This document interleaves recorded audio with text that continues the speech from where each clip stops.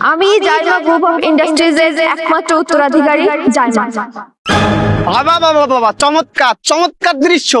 এই দৃশ্য দেখার আগে তো আমার এখানে আসাই উচিত ছিল। আমি কেন আসলাম এখানে? এত সুন্দর রোমান্টিক মুহূর্ত আমি কেন নষ্ট করলাম? দরদ একদম উতলায় উতলায় পড়ে। কি আসার আগেই কি প্রেম প্রেম হয়ে গেছে নাকি? কি হয়? এই যে ইট দেখছেন, ইট দিয়ে পাইরে না আপনার মাথা একেবারে দুই ভাগ করে দেব। আচ্ছা ভাই, একটা কথা বলি, আপনি এখানে কয় মাস যাবত কাজ করেন? এই 9 মাস হইব। 9 মাস? ও বোন, তোমারও তো আমি আগে কখনো দেখি নাই, তুমি কি নতুন? হ্যাঁ, আমি আসলে নতুন, এই 2 দিন হয়েছে আইছি। ভাই, আপনাদের বেতন টেতন ঠিক মতো দেয়? কি আর কব আপা, কারোর কাছে কই তো শরম করে। কেন ভাই? আমাকে বেতন মাসের 3 তারিখ দেয়, বুঝছেন? মাসের 3 তারিখ? হ্যাঁ, আমরা যদি তাড়াহুড়ো করি, যদি ম্যানেজারে বলি যে আমাকে বেতনটা একটু তাড়াতাড়ি দেন, সে নাকি কয় যে মালিক বলছে 3 তারিখ দিতে, 3 তারিখের আগে কোনো বেতন হবে না। যদি বেতনের দরকার হয় তাহলে 3 তারিখ পর্যন্ত নিতে হবে, যদি না বেশি দরকার হয় তাহলে তোমার চাকরি করা লাগবে না, তুমি চলে যাও, এটা বলছে। আপনাদের আর মালিক কেমন ব্যবহার করে আপনাদের সাথে? আমাদের মালিকের কথা তো জানি না, আমরা শুধু ম্যানেজারকে চিনি, মালিকের পর্যন্ত আমার ধারণা নাই মালিক কেমন। তবে ম্যানেজারের যে ব্যবহার, খাইস্টে ব্যবহার, একেবারে কুত্তা ব্যবহার, ওর কথা শুনলে মনে হয় মালিকও ওই রকম খারাপ খাইস্টে। আমাকে প্রতিটা মালিকের উচিত কি মাস শেষে টাকা দেওয়া উচিত না? হ্যাঁ, মালিক 3 তারিখে দেয় বেতন, আমি তো পেটের দায়ে কাজ করি, নাহলে কবে কাজ ছেড়ে চলে যেতাম গা।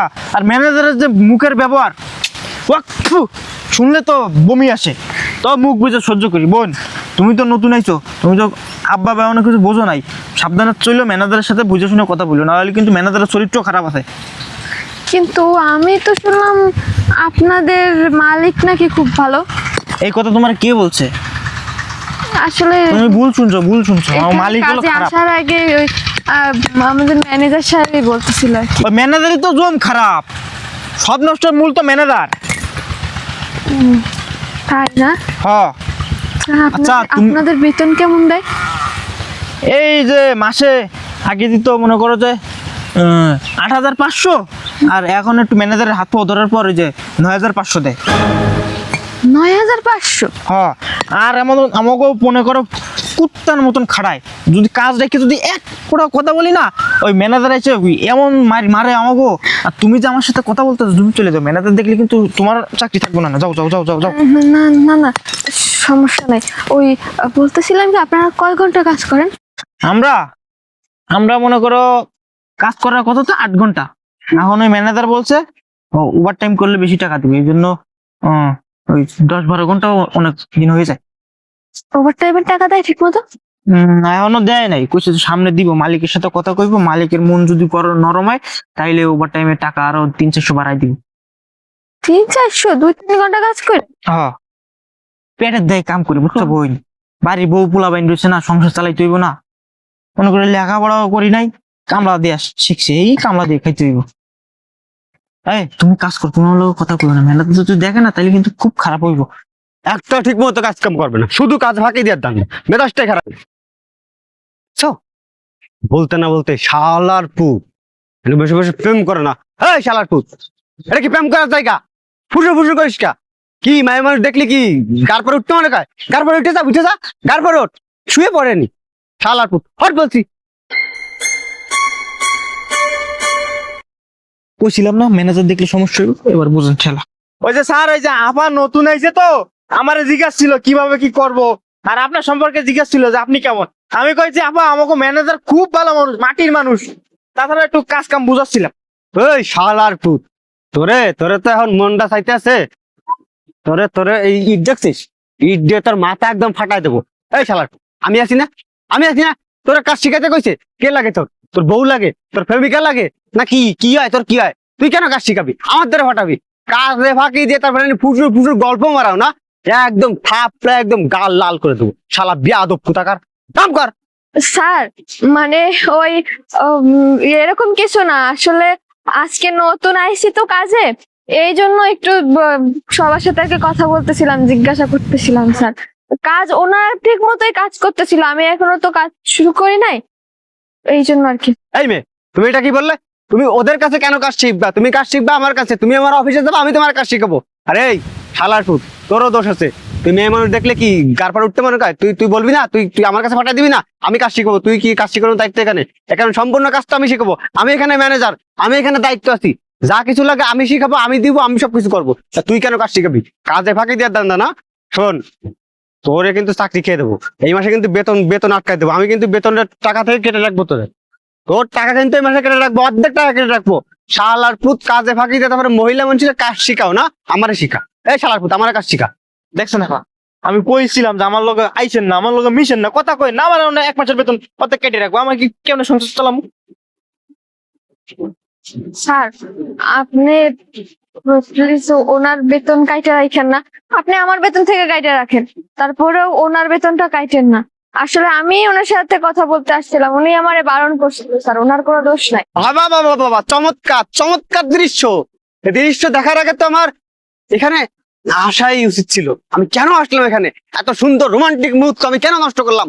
দরদ একদম উতলায় উতলায় পড়ে। কি আসার আগেই কি প্রেম প্রেম হয়ে গেছে নাকি? কি হয়, দরদ একদম উতলায় পড়তেছে। স্যার, ওর বেতন কাটেন না, আপনি আমার এখান থেকে বেতন কাটেন? বাবা রে বাবা, কাজ করার আগে বেতন কাটাকাটি শুরু। এই, সমস্যা কি তোমার? তোমার সমস্যা কি? এত দরদ কেন ওই ছেলের জন্য? প্রেম প্রীত হয়েছে? বাসায় নিয়ে যাও। শোনো, দরদ যদি দেখাইতে মন চায় না, বাসায় নিয়ে দেখাবা। কাজের জায়গায় কোনো কাজ, কাজ ব্যতীত কোনো কথা হবে না। যাও ওই সাইডে কাজ করো। এই, আপনি না মুখ সামলায় কথা বলেন, আর একটা উল্টাপাল্টা কথা বলে না আপনার চাকরি খেয়ে নেবো কিন্তু আমি। এই যে ইট দেখছেন, এই ইট দিয়ে বাইরে না আপনার মাথা একেবারে দুই ভাগ করে দেবো। এই, তুই কি বললি? তুই সামান্য একটা লেবার হয়ে তুই আমার চাকরি খাবি? আমি কি, আমার চিনিস? আমি জাইমা গ্রুপের ম্যানেজার। আর তুই কিনা বললি যে আমার চাকরি খাবি? হ্যাঁ, আমি আপনার চাকরি খাবো, কারণ আপনি ভালো লোক না, আপনি একজন খারাপ লোক, একজন অসৎ লোক। আপনি দিনের পর দিন এই শ্রমিকদের বেতনের টাকা মেরে খাইছেন, শ্রমিকদের সাথে খারাপ ব্যবহার করছেন, শ্রমিকদের তার ন্যায্য মজুরি দেন নাই, শ্রমিকদের যতটুকু সময় কাজ করানোর কথা তার থেকে অনেক বেশি সময় কাজ করেন, এবং সেই কাজেরও মজুরি দেন না আপনি।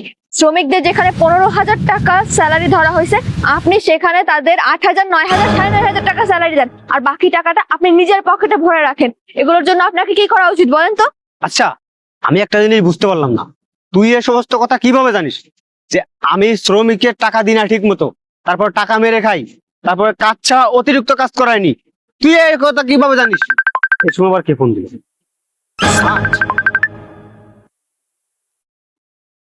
স্যার, আসসালামু আলাইকুম। জি স্যার। স্যার, কি বললেন? আপনার মেয়ে মানে আমাদের ম্যাডাম এখানে আসতেছে? জি স্যার। স্যার, কখন আসবে? আমি আমি কি রিসিভ করতে যাব? কি, চলে আসছে? জি স্যার, তাহলে জি জি জি, আমি এখনই যাচ্ছি। ওয়ালাইকুম আসসালাম। আচ্ছা। এই শোন, তোদের সাথে এত কথা বলার আমার সময় নেই। আমার স্যারের মেয়ে আসতেছে, মানে আমাদের ম্যাডাম। আমি এখন রিসিভ করতে যাব। এই দাঁড়ান, আপনার কোথাও যেতে হবে না, কারণ আপনি যাকে রিসিভ করতে যাবেন সে অলরেডি এখানে চলে আসছে। এই মেয়েটা তো বড্ড বেশি কথা বলে। এই, কি বলতে চাইস তুই? এখানে চলে আসছে মানে কি? আর সত্যি করে বলতো, তুই কে? আমি জাইমা গ্রুপ অফ ইন্ডাস্ট্রিজ এর একমাত্র উত্তরাধিকারী জাইমা। ম্যাডাম আপনি? ম্যাডাম, আপনার সাথে মনে হয় আমি বিয়ে করেছি ম্যাডাম, আমার ভুল হয়ে মাফ করে দিন ম্যাডাম। ম্যাডাম, আপনি? কিন্তু আপনি এখানে এই অবস্থায় কেন? আমাকে তো স্যার একটু আগে ফোন করলো। তার মানে আপনি এভাবে আসবেন আমি তো ভাবতে পারিনি। কিন্তু কেন এভাবে আসলেন কেন ম্যাডাম?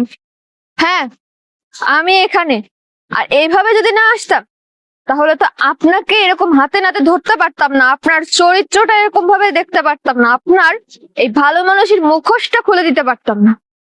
আসলে আমরা তো সরজমিনে সবসময় আসতে পারি না, তাই আমরা জানতেও পারি না যে লেবারদের সাথে কি হয় না হয়। কিন্তু আমার বাবার অফিসে আপনার নামে অনেক কমপ্লেইন আছে, যেগুলো সরজমিনে তদন্ত করার জন্য আজকে আমি এই বেশে এখানে আসছি। আর এসে আমার বাবার অফিসে যে কমপ্লেইন গুলো ছিল, সব কমপ্লেইনের সত্যতাও পাইছি। আর তাই আজ থেকে আপনার চাকরি নাই, you are fired now. Madam, আসলে না আমার ভুল হয়ে গেছে ম্যাডাম, প্লিজ আমাকে ক্ষমা করে দেন। আমি আর এই ধরনের কাজ কখনোই করবো না। শোনেন, আপনি যদি আর একটা কথাও বলেন না, তাহলে কিন্তু খুব খারাপ হবে। আর আপনি যে কাজটা করেছেন এটা কোনো ভুল না, এটা অন্যায়। আপনি শ্রমিকের টাকা মেরে খাইছেন, শ্রমিকের ন্যায্য মজুরি দেন নাই, শ্রমিকের ঘাম ঝরা টাকা আপনি তাদেরকে পরিশোধ করেননি। নিয়ম কি, হাদিসে কি বলে? শ্রমিকের ঘাম শুকানোর আগে তাদের ন্যায্য মজুরি পরিশোধ করা উচিত। আর আপনি ঘাম শুকানোর আগে পরিশোধ তো করেননি, বরং আপনি সেখান থেকে অর্ধেক স্যালারি আপনার নিজের পকেটে ঢুকাইছেন নিজের উন্নয়নের জন্য। এটা মোটেও কোনো ভুল না। এখন ভালোই ভালোই বলছি, আপনি এখান থেকে চলে যান, না হলে কিন্তু আপনাকে আমি পুলিশে দিতে বাধ্য হব। আচ্ছা ম্যাডাম, ঠিক আছে। আর আপনাদের বলছি, আপনারা কোনো চিন্তা করবেন না, আপনারা মন দিয়ে কাজ করুন। আর আজ থেকে সমস্ত কাজের দেখাশোনা আমি করব। আর আপনাদের ন্যায্য মজুরিটাও আশা করি আজ থেকে আপনারা পেয়ে যাবেন।